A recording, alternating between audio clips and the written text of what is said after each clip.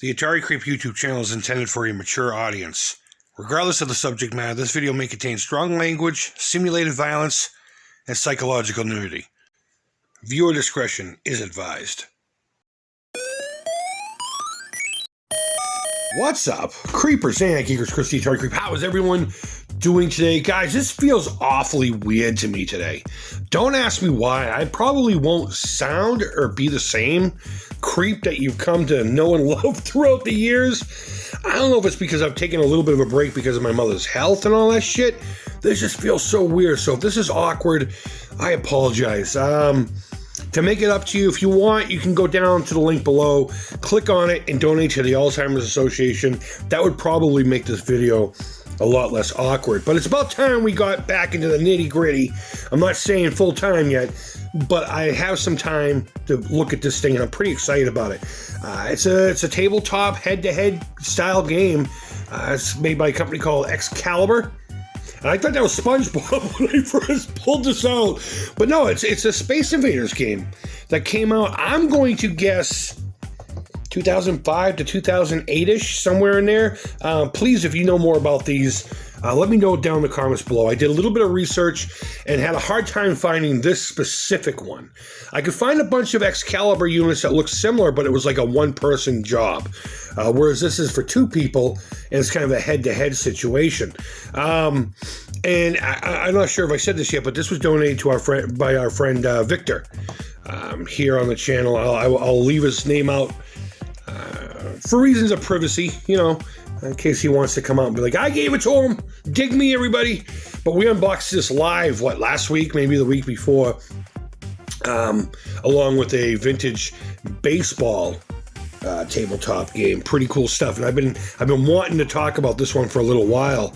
I didn't really play it much. I turned it on to make sure it worked, and I did go through a round.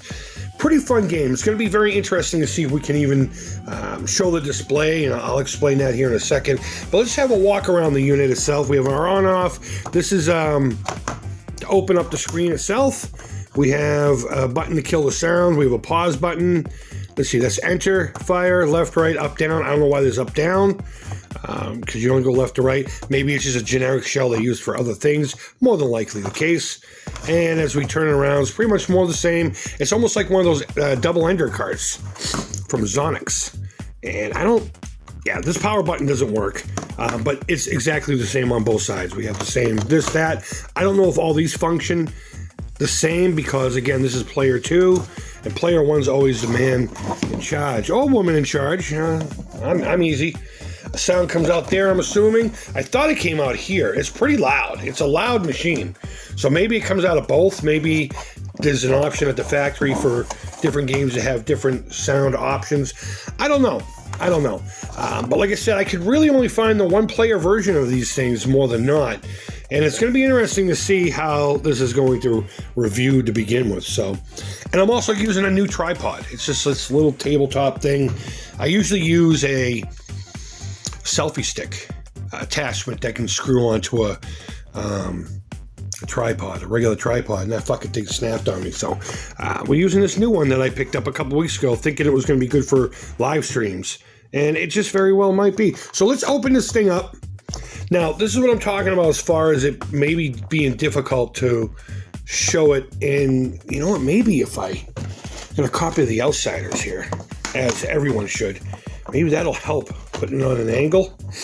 I don't know.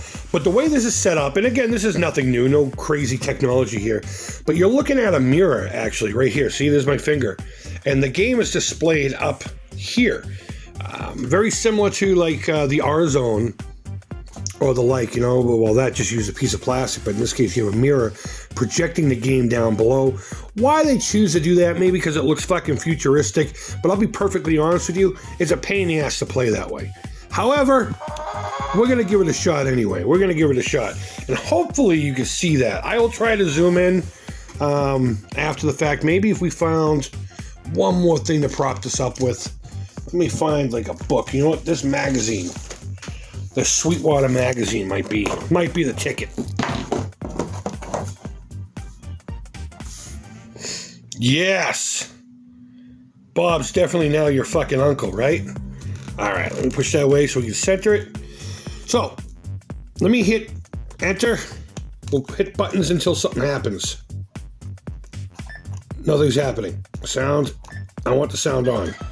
Oh, okay, there we go. One player. It'd be nice if I knew how to fucking play the thing, right? Enter. There we go. Enter. We'll play game A, whatever that is. So you're on the bottom. Hopefully you can see me moving back and forth. And I'm not going to lie, this thing, it's hard to see it. Now, it looks like these rows are doubling up, but the Space Invaders themselves are two pieces. It's kind of interesting how they do it. Not a bad game. Not a bad game at all. It is tough to see. I'll admit that. And maybe my batteries are just not strong enough to show it the way it's supposed to be. Oh, I got a light over here when I got blowed up. All right, come on.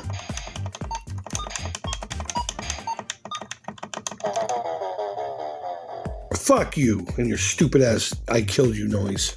Maybe if I turn the light out. Let me see if I turn the light out if we can see it a little bit better. Let's try that. I have a feeling my batteries aren't all that good. But let's play again anyway.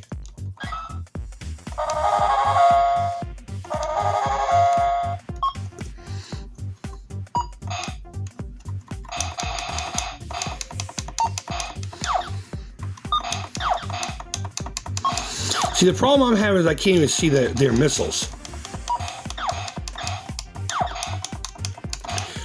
So when I got killed earlier, I had no idea.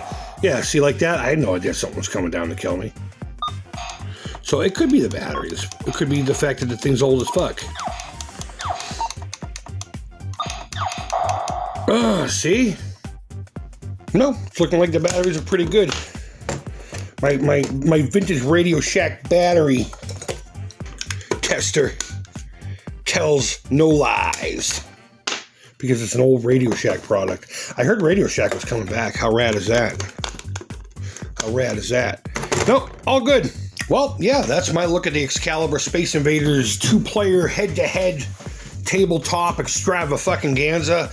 And overall, I think it's a great idea. It could just be the age of the unit. I don't know. The battery showed good. I don't know. Or if that's just how it was, and that's why I haven't heard anything about these, because they just didn't last long. It looks like it could be a real fun game. Had the display been any good, and maybe there's a light bulb or something. Maybe there's a backlight that just didn't happen. I looked all over for a brightness switch, even inside here. I might open this up and see if there's an adjustment inside there, like a factory adjustment. And if that's the case, we'll come back to it. Maybe, I guess I'll just mention it in another video or something like that. But overall, this thing could be pretty fun if I could figure out the brightness level on the screens. But I want to know what you think down below. Do you have one of these? Have you ever had one of these? Are you familiar with their products? Let me know down in the comments. Is this common, or is it, the case that it's just an older unit? Maybe you got played too much. I don't know. Either way, guys, go ahead and leave your feedback. Thumbs up, thumbs down. All feedback to the creep is positive. Thank you always so much for watching, guys. As of late, thank you so much for your patience with me.